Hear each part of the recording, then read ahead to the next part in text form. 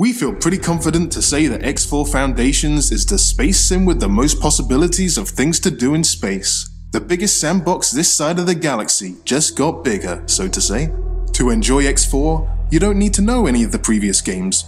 Between 1999's X Beyond the Frontier to X3 Reunion and beyond, or have read any of Helge Kautz's books, also set in the X universe.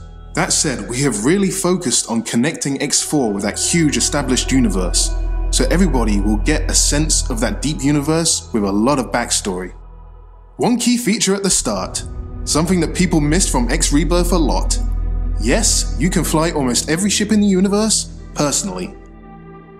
From small fighters with a two-man crew with you as the pilot, to huge carriers that can be home to an entire fleet. You can walk around the bridge, give orders to ships via the map interface, and watch the crew develop better skills. Or you can simply go to the captain's console and steer the ship yourself. The biggest challenge with this is having a seamless transition between all these different scales. You walk on a station, climb a ladder into a ship cockpit, fly that onto a larger frigate, climb out and walk to the cockpit of that frigate, then land that ship on a carrier, only to get out and walk to the bridge. All seamless. Also, no loading pauses ever, not even when going through jump gates. X4 plays years after the previous X games. There have been a great number of incidents that have led to massive changes in the X universe over only a few decades. Entire civilizations disconnected from their homeworlds, past origins forgotten, a huge crisis for most. But from where X4 Foundation starts, you have a glimpse into a possibly brighter future, and you, the player, have the chance to shape it. That is because X4 features a completely dynamic universe. The economy as well as universe structure and political alliances are all dynamic.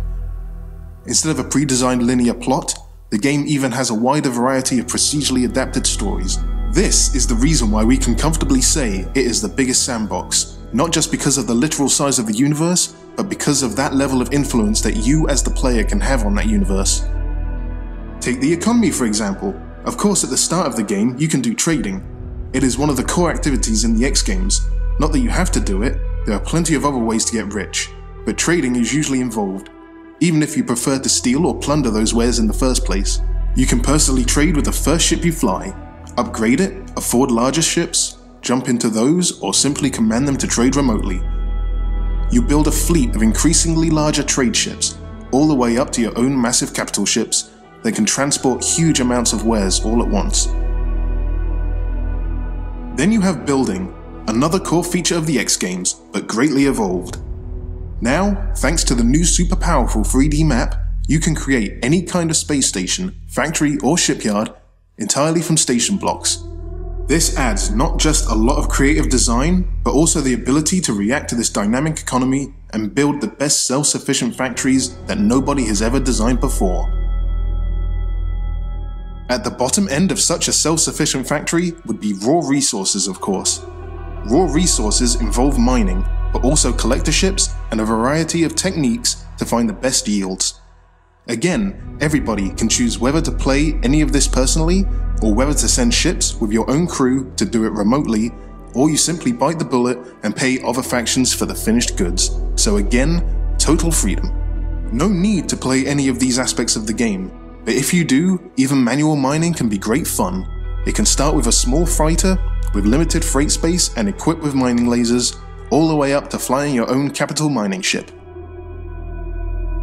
Mining personally is made more lucrative by combining it with exploring our living universe. There are lots of things to be found. Whether procedurally generated or manually placed by level designers, we mix these two design philosophies to get the best result, a living, breathing universe. With X4, we have added a number of really cool things you can do to unlock those treasures, artifacts, and super valuable resources. For example, your spacesuit. You can leave the safety of your ship and break into a secured ancient derelict station, or fly into the smallest folds of a huge asteroid in search of crystals. Like everything else in the game, your spacesuit can be upgraded and even be used in large battles to place bombs on stations, or during espionage to scan for secrets. So no matter whether you prefer trade, fight, build, or the many mission chains, you will find something worth investing yourself in. If you want, you can cycle through the many playstyles. Do you build large fleets to launch your own wars instead of just participating in the war missions of the NPC factions? Or do you invest in creating an ever larger self-supporting economy, become a rich mogul and try to personally protect your empire from competition and enemies?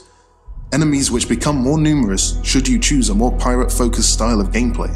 Or do you follow the mission chains and subscribe to more faction jobs, be it police activity or as a pirate?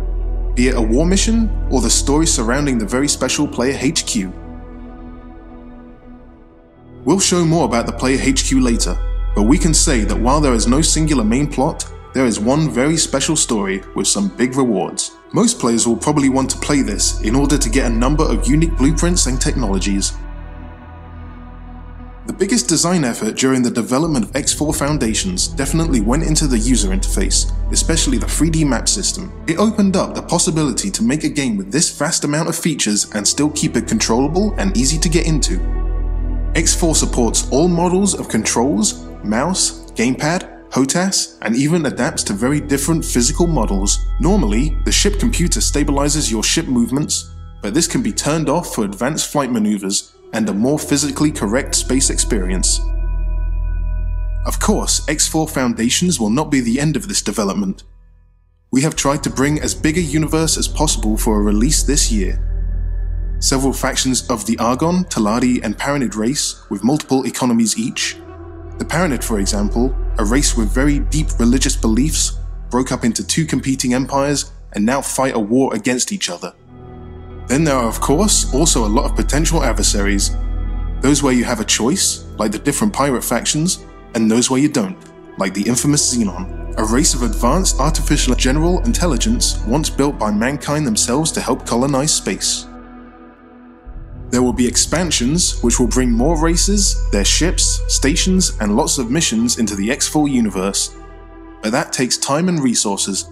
Our goal is to bring the first big expansions within about 1 year.